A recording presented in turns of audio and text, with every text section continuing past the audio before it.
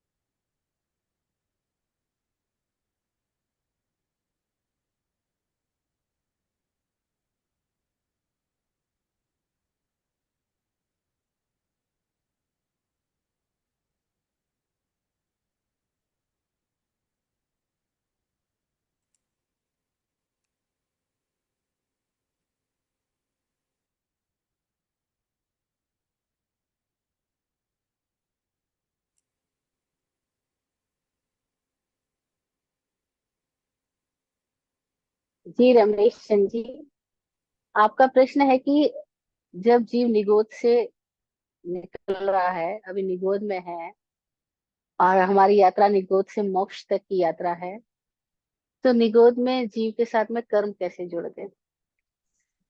Right. ना तो हमें निगोद पता, ना अभी हमें मोक्ष का पता। निगोद के बारे में हमने सुना है, लेकिन सवाल पहले ये समझने का है कि ये जो निगोद है,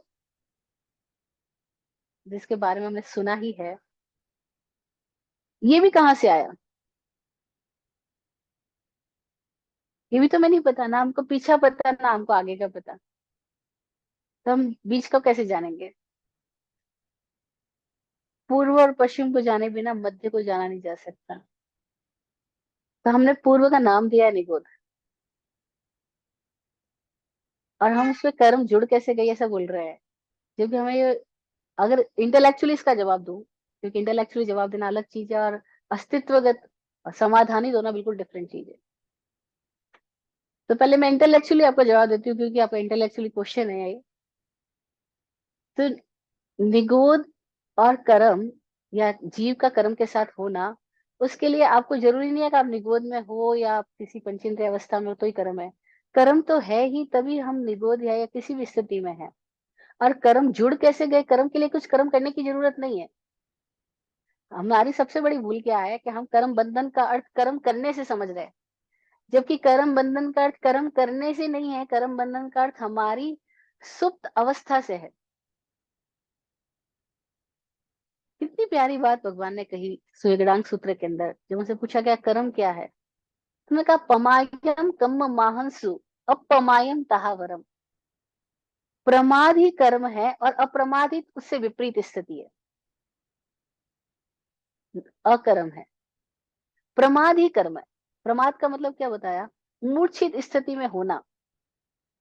तो कर्म के लिए कर्म करने की जरूरत नहीं है, मूर्छित स्थिति में होना ही कर्म है। और अपनी मूर्छा से जाग जाना, वही मुक्ति है। और खाली निगोद के जीवी निगोद के नहीं है। अगर हम गौर से अस्तित्वगत स्थिति में जाएं, तो हमें पता लगेगा हम सब जो अपने केंद्र से नहीं जुड़े हुए हैं, हम सब जो अपने स्वभाव में नहीं है, हम सब एक तरीके से निगोद में ही है। दूसरे आयाम से हम निगोद में नहीं है, क्योंकि हमने डेवलपमेंट किया है शरीर का, इंद्रियों का, मन का, श्वासोश्वास का, बल प्राण का। एक दूसरी अपेक्षा से हम निगोद में नहीं है, लेकिन एक अपेक्षा से हम देखें, मूर्छा में है हम। और मूर्छा में होना ही निगोद में होना है, और मूर्छा में होना ही कर्म में होना है, और मूर्छा से बाहर आ जाना ही मुक्त होना है, जाग जाना ही मुक्त होना है। और कैसे हम अपनी मूर्छा से बाहर आ जाए? हमें पता ही नहीं कि हम है क्या, हम है कौन। सच में पूछा जाए हम कौन है, हम अपना नाम बोल देंगे रमेश चंद्र, लेकिन ये नाम तो किसी ने उधार दिया है। हम अपनी जाति ढूंढ लेंगे, मैं इस गोत्र का हूँ, फला गोत्र का। इसका रिलेवेंस क्या है, मैं कौन से गोत्र का हूँ या नहीं गोत्र का हूँ? ये तो किसी ने बता दिया कि तुम बंसाली हो, तुम संकलेचा हो, तुम भंडारी हो, तुम जैन हो, ब्राह्मण हो। भाई मैं क्या हूँ, मेरे को मेरे से कोई पहचान है क्या? और हम शब्दों से मान लेते मैंने जान लिया। नहीं नहीं, शब्दों से जानने को तो ज्ञानियों ने जानना नहीं बोला है।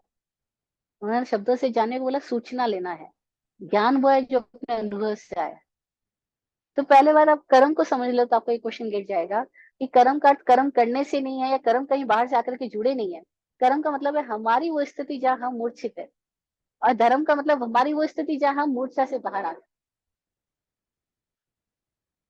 शायद इस अपेक्षा को आप थोड़ा और गहराई से चिंतन मनन करोगे तो आपको ये आंसर अपने से समझ में आएगा कि कर्म कैसे जुड़ गए।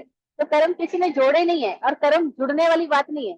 कर्म का मतलब है हमारी सुप्त दशा, और धर्म का मतलब है हमारी जागृत दशा, बस। और मुक्त का मतलब है जहाँ पूर्ण जागरण घटित हो गया। अभी हम बीच की स्थिति में हैं, थोड़े सुप्त थोड़े जागृत। और जो पूरे सुप्त स्थिति में है उसको निगोद कहा गया। जो पूरी जागृत स्थिति में आ गए उनको मोक्ष कहा गया, मुक्त कहा गया। इतनी ही बात है, आज इतना है।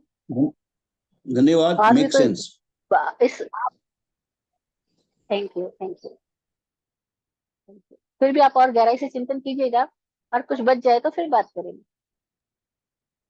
ठीक है, जय धन्यवाद। हो। नमो हरिहंसाय।